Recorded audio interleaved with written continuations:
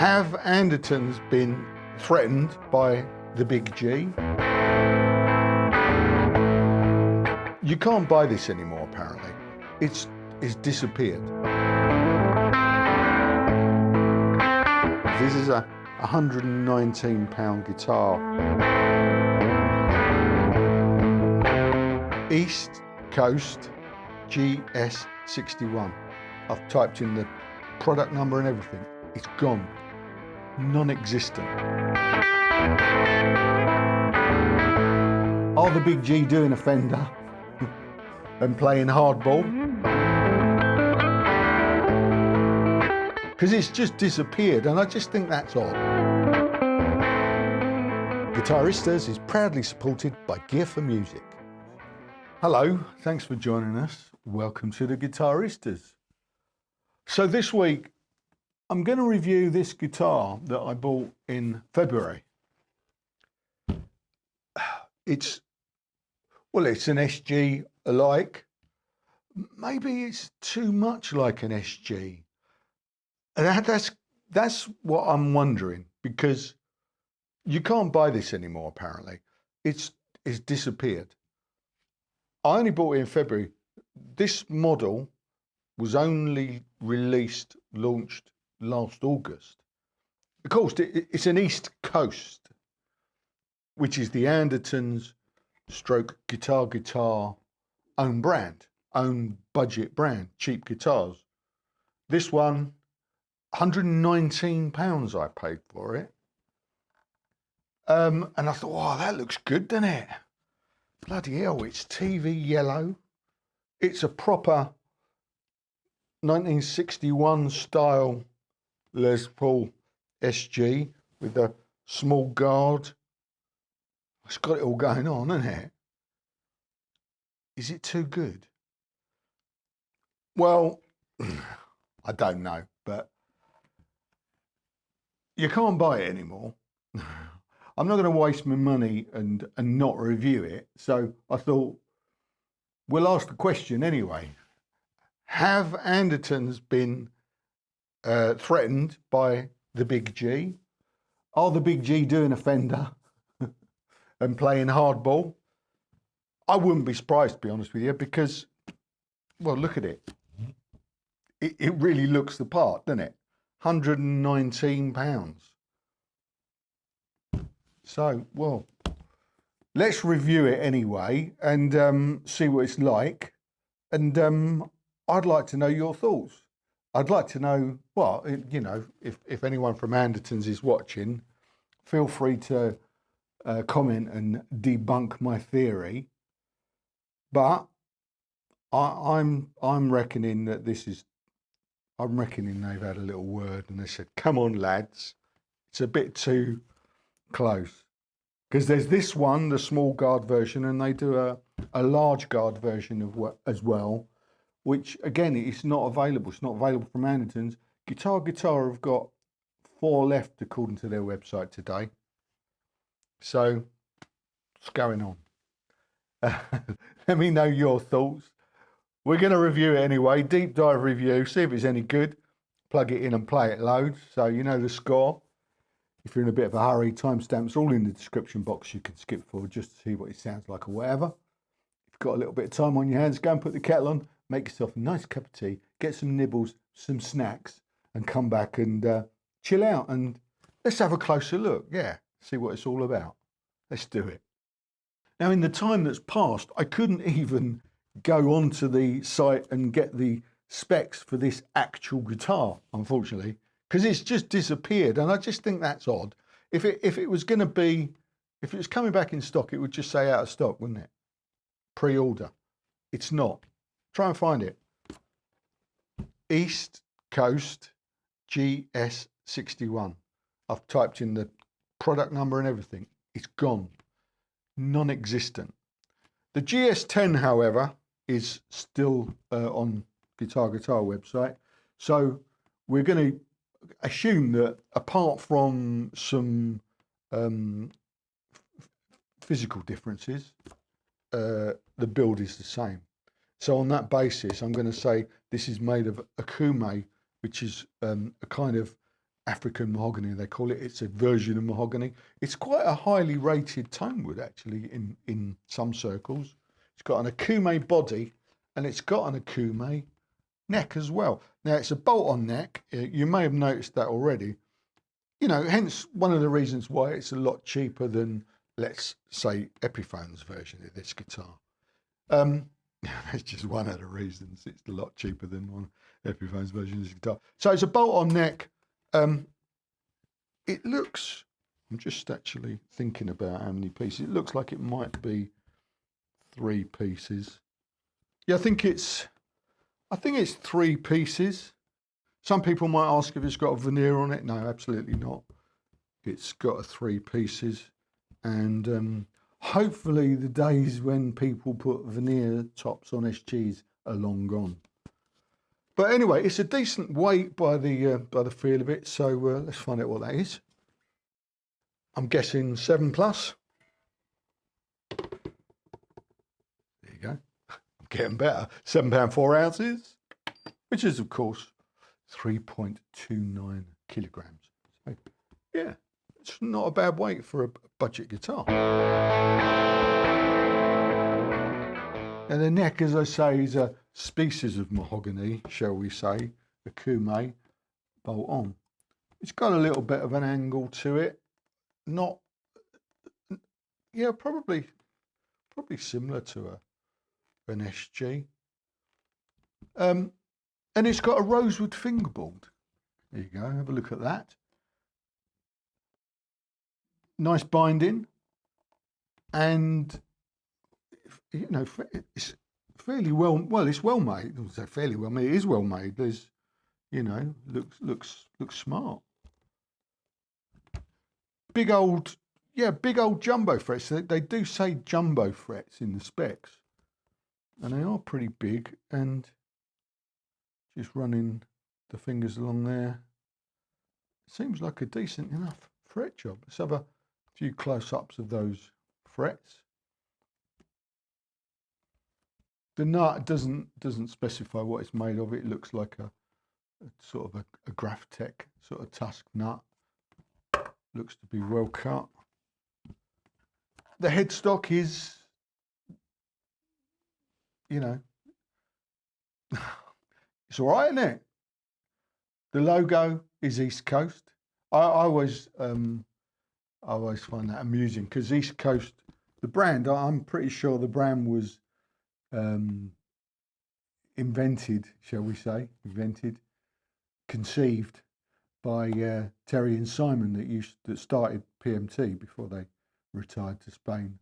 And East Coast was a brand they started, and you know, and they teamed up with Andertons and Guitar.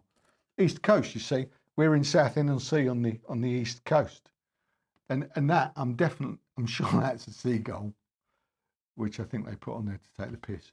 East Coast, yeah, it's funny. Yeah, the headstock's all right, isn't it? I mean, you know, they're not going to get any trouble from Gibson for the headstock, but the body, you know what I'm saying? So there you go. Neck profile feels okay. Nice. It sort of feels like a medium-ish.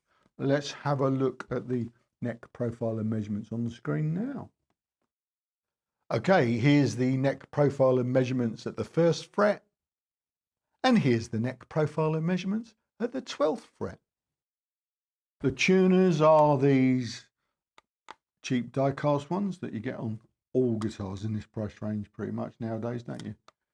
No doubt they will do the job. And down this end, the standard cheap, fairly hefty stop tailpiece, just a nickel-plated bit of pot metal, and a derivative of the Tunematic sort of Nashville style.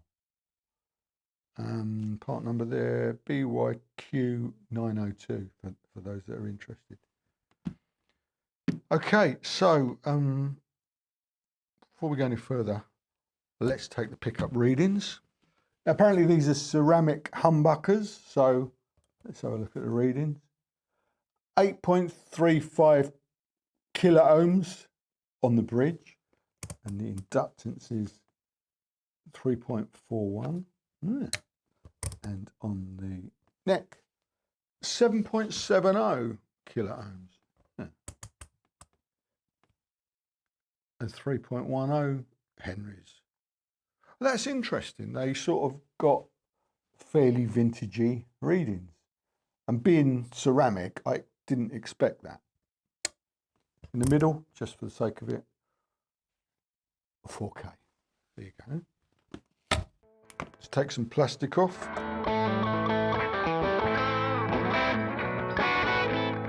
Nothing much to see, nothing under the pick guard. Obviously you can see the part of the neck tenon there. Let's go a bit further and have a look under the pickups.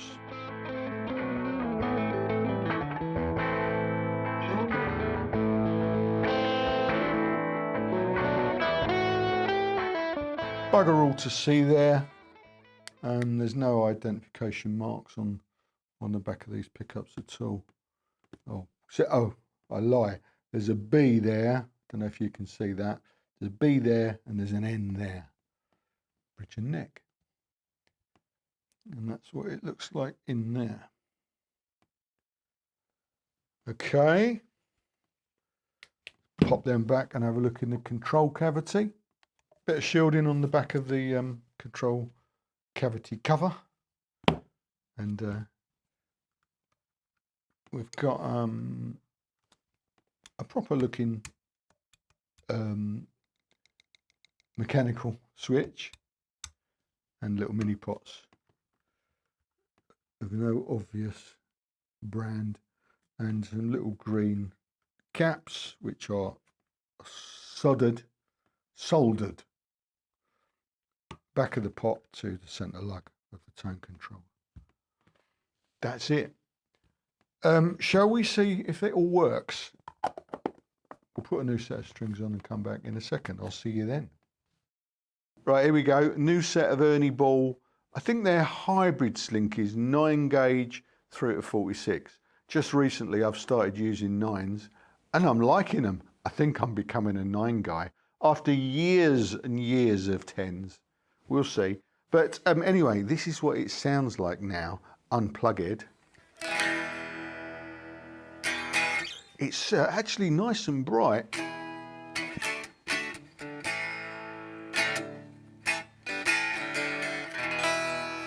Hey, hey. Right, I haven't touched the setup at all. I haven't tweaked the truss rod. I haven't touched the action. It's precisely as it came out of the box. The only thing I have done is I've just raised the neck pickup a tad because it was a little bit low. So I've just kind of raised it to the same-ish sort of height from the strings as the bridge. Okay, so shall we see what it sounds like plugged in? We'll start with the Princeton 65, the same rig as always. You can see what I've got on the board. Obviously, if I use anything throughout this demonstration, you'll be able to see. So we're going to start with the Princeton, and it sounds a bit like this. Well, a lot like this, actually. We'll start with the bridge pickup. Oh yeah, come on.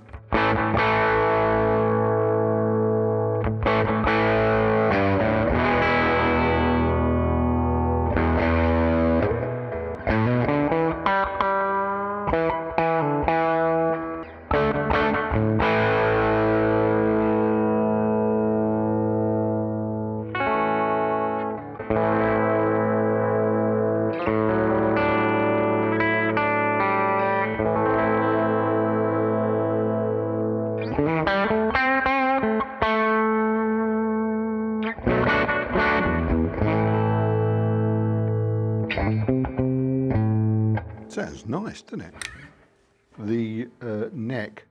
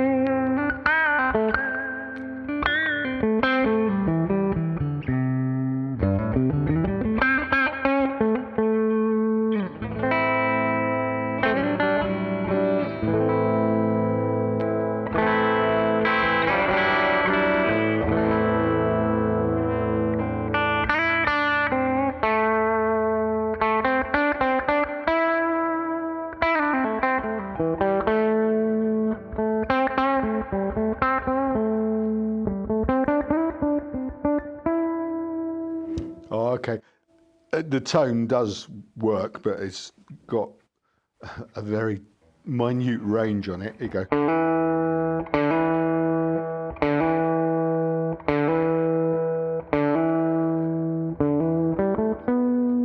It's on 0 now.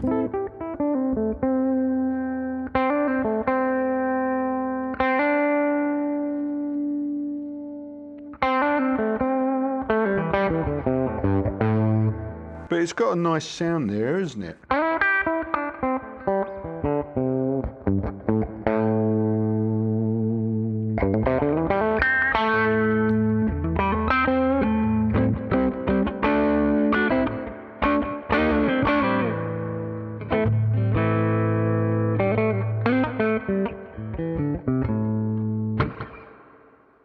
Let's do that.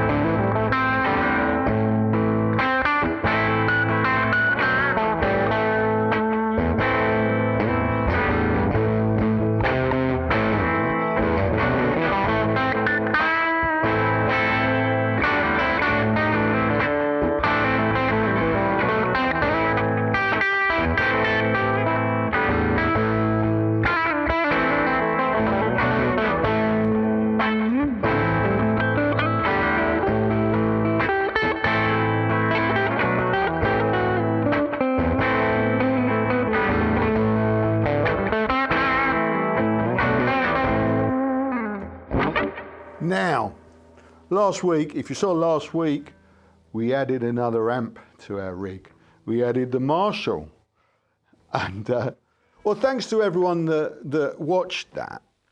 It was an interesting one because I don't really know much about amps or dialing them in because I'm a bit of a creature of habit. I just do a thing, you know, and that's my thing. But I decided to branch out, so I got the JCM 800 Studio last week, and if you watched it, we had a go at dialing it in, and I had a lot of feedback from people saying, yeah, I had kind of done it wrong. I followed some guidance on Tom Bukovac's channel. I watched him dialing in a JCM, so I just went with kind of his suggestion. Apparently, he's a bit of a vintage guy. It's not really what the JCM 800 users do. They you want to go for a little bit more spandex style gain. So I've changed the settings this week. I've followed a lot of comments saying no, use the EQs, crank them a little bit, crank the preamp. So I've done that, and I'll just show you what the settings are for this week now. I've changed it, and this is what they're on now.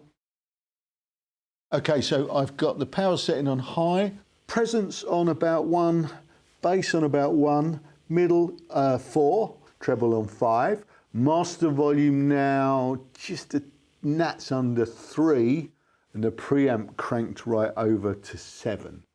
The Supreme Soaker is on 3. So it sounds like this. So I've got it.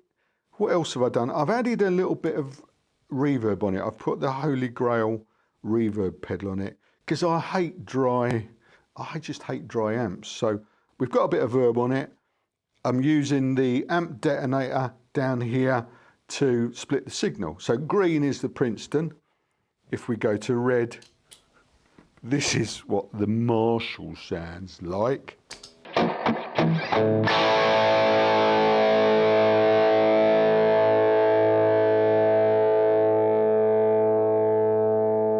It's not quite loud enough to just turn on that feedback, but you know, I've got it set around about 85 dBs max. 88 actually.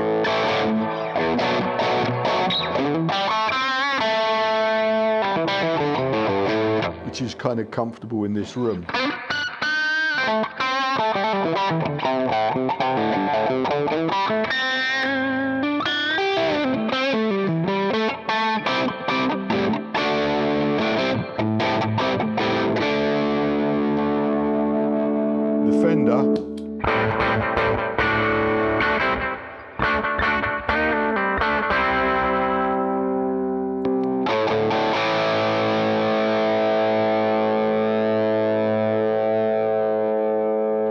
and then both together.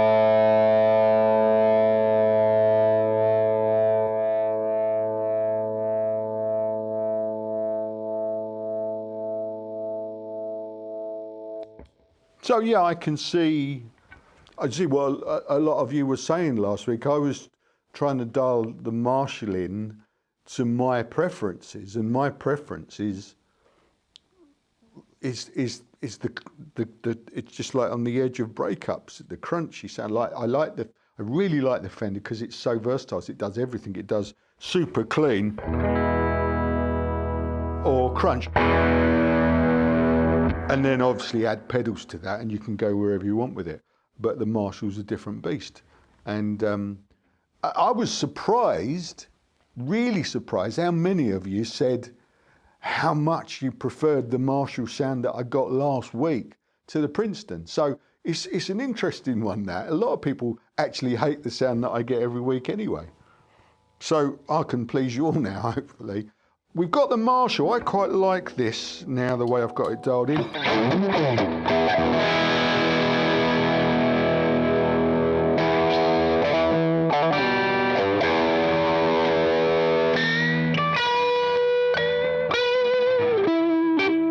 I think, anyway.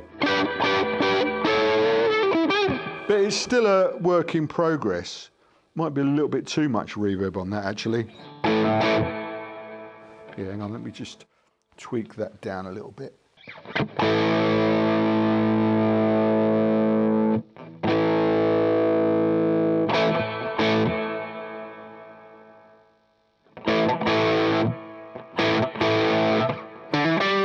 A bit better. Right, so, yeah. Marshall, Princeton. Both together.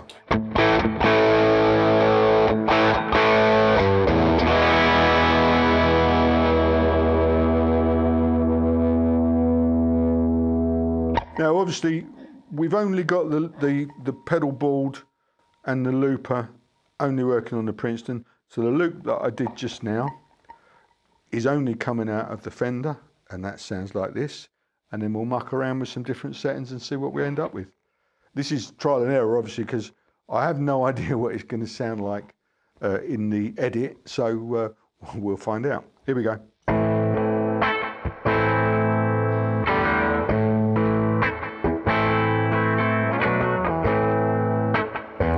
Torture never stops.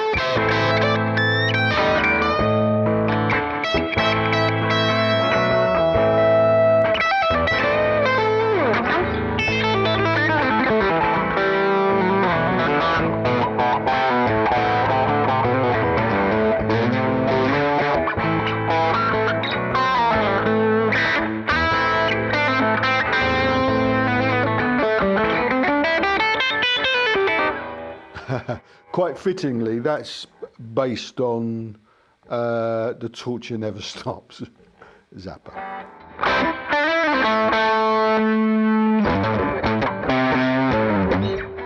It sounds all right. It sounds like, I mean, I've got the Rat on there, as well as the Marshall.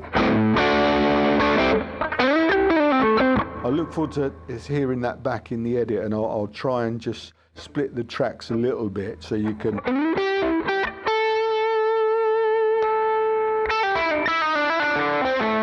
Here. Yeah.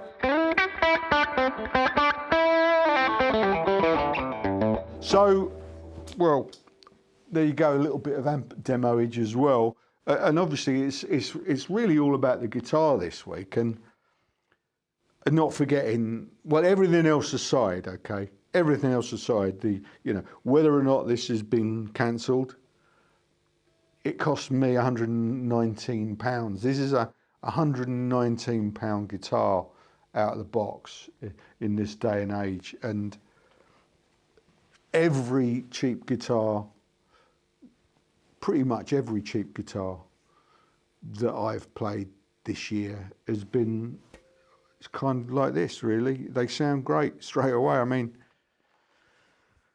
well, that sounded massive, didn't it? I mean, you wouldn't know from hearing that, would you, that it was a cheap guitar? I don't know. Now, I'm going to leave this week's film here because we're not finished with mucking around with the amps, okay? So guitar demo review over. It's brilliant, isn't it? Look at it. Now this guitar, I'm going to send this over to the States to a mate of mine who's had his eye on it for a while. So Roy, this is coming to you. We'll work it out, whatever. For everybody else, yeah, you're not having it. It's Roy's, okay? And you can't buy one. So what can I say? You might be able to in 6 months' time. Keep your eye on, the Andertons and Guitar East Coast lineup, because if you can get a chance to get a TV yellow SG for 120 quid, do it. But that's this review over. Brilliant guitar. We're going to muck around with some amps again next week. We're going to bring in the Vox AC15 next week, okay, and stick that into the rig and see if the Marshall stays. I think the Princeton's staying, ain't going anywhere. Is the Marshall the right sound to pair with the Princeton? I don't know. You let me know in the comments what you think. Next week we're going to try the Vox, so come back same time, same place, and let's give that a listen in this mix and see what happens. Yeah. Thanks for watching as always. See you next week. Cheers. Ta-da.